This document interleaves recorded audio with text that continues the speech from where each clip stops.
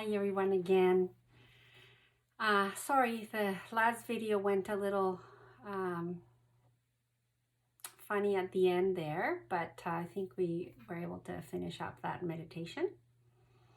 And for the little chat today, I wanted to talk about how the mind during these times of stress may spend a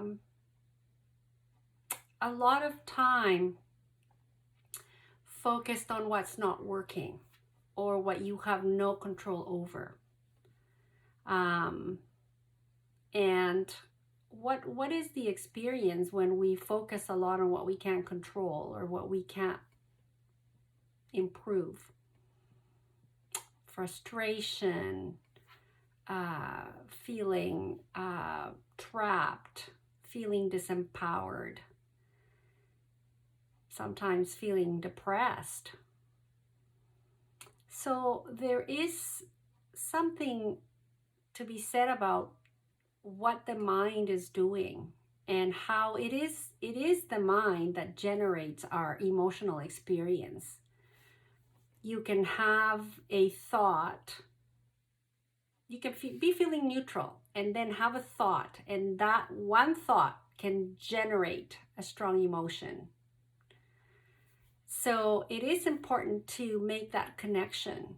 So right now, as you're listening to me, if you think of the happiest memory you have of a trip you have taken in the past, oh, you immediately feel warm and the excitement of, what that was like.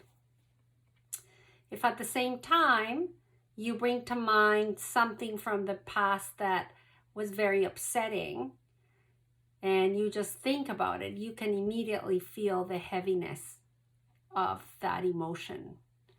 So thoughts are very powerful. And what's very interesting about thoughts is that sometimes the mind just goes on its own. If you start paying attention mindfully to your mind, you will realize that a lot of our thinking is involuntary. Because most of us are not going to sit there and say, oh, I'm going to torture myself right now with these thoughts that make me so scared or that make me feel depressed. So it is habits, in the mindfulness traditions, they talk about the habits of the mind, right? So your mind has been conditioned to think certain thoughts or to keep going back to certain thoughts or certain problems or certain hurts. And often it tends to go to what feels negative. And I think during this time where we're homebound, it may be pretty easy to have the mind go to what's not working or what is lacking in our lives. And we can dwell on that, we can sit on that, and that's going to generate a certain emotional experience.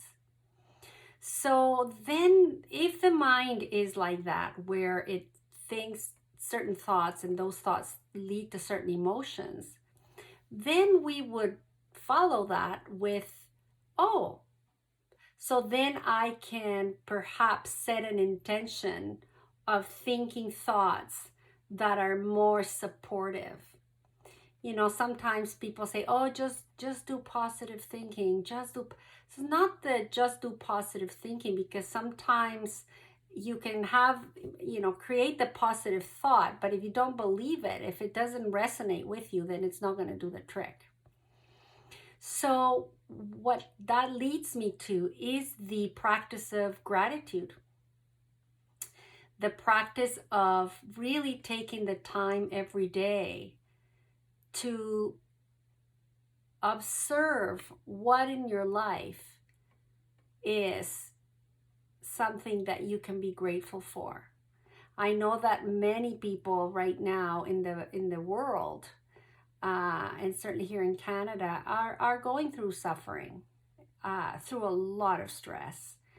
like our, medical professionals that are right up there, right, taking care of people who are ill and risking their own lives.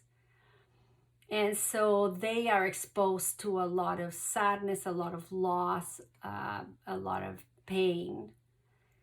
And sometimes when we're immersed in an experience like that, it's very easy for us to lose track of what might be positive or good in our lives.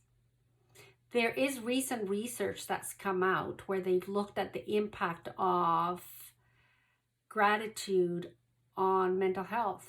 And there's very good evidence. We've been suggesting to people for years and years and years and years to practice gratitude. And now there is some evidence that it does have a positive impact on mental health. And that kind of makes sense, doesn't it? So if you are spending time thinking of, I am so fortunate that I have running water. We take for granted that we have running water. All it would take is for us to have no water for even 2 days for us to realize how lucky we are that we have running water. Or how lucky that I have food. Or I have a roof over my head. Or I have people who care about me. It's very easy to feel, oh, my life is miserable and I have nothing worth being thankful for. So one little exercise that I recommend is take the time every day and come up with 3 things that you feel the gratitude. And take some moments to tell yourself, I am grateful for this, and to really feel. So that even during very painful and difficult times, when we practice gratitude, it connects to other things I've talked about in other videos around life having meaning and purpose and connection. So with mindfulness, we get better and better at catching when the mind's going to those dark places. And just like I said in the meditation, it's going like a balloon, and just grab the thread and bring it back. And say here, right now. Right? You can keep bringing it back and observe your present moment's experience. And then set the intention to practice gratitude every day. Thanks for listening, everyone. Again, my name's Erica Horwitz. I'm a psychologist in Vancouver, certified mindfulness teacher. And please share these. And if you haven't done so and feel like you can, please donate whatever little or lot you can to the food bank. There's a huge need right now. Thank you for listening, and I will see you soon. Bye. Thank you.